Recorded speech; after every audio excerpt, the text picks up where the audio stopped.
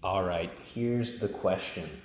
If you are working with someone who's a new shooter and you know that eventually they want to end up with a red dot, do you start them off with a red dot or do you make them get good with iron sights first? Here's how I think about it, and I've actually changed my opinion on this. I used to be hardcore iron sights, baby. Start someone off on the classic, simple system of equal height, equal light, and they're good to go. Like they can't miss.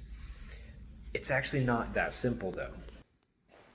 When it comes to using a red dot, there's actually a lot more simplicity to just placing the dot on the target and pulling the trigger versus having to align three little bumpies, put them on target, make sure that they stay aligned, and then working off of that system. It's not complicated, but there is just something nice and obvious about the clean contrast of a red dot on your target that, as someone who's working with new shooters, I can just easily say that, hey, it probably wasn't a sight on target issue versus having to explain to a new shooter exactly how to use irons.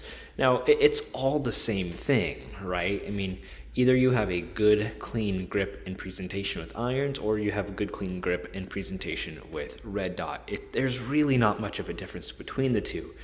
But because of the clear contrast with a dot or a chevron, whatever it is, a reticle, you can get just a little bit more precision out of people usually.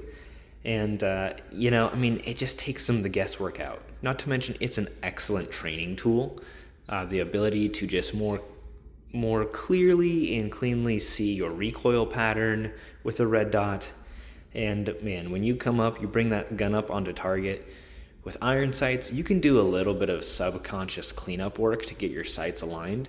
But with the red dot, if that dot is not directly on your intended point of aim, man, you just know it right away. It's very obvious. So I've changed my mind. I think people, if you intend to shoot on red dot eventually, you should just start off that way.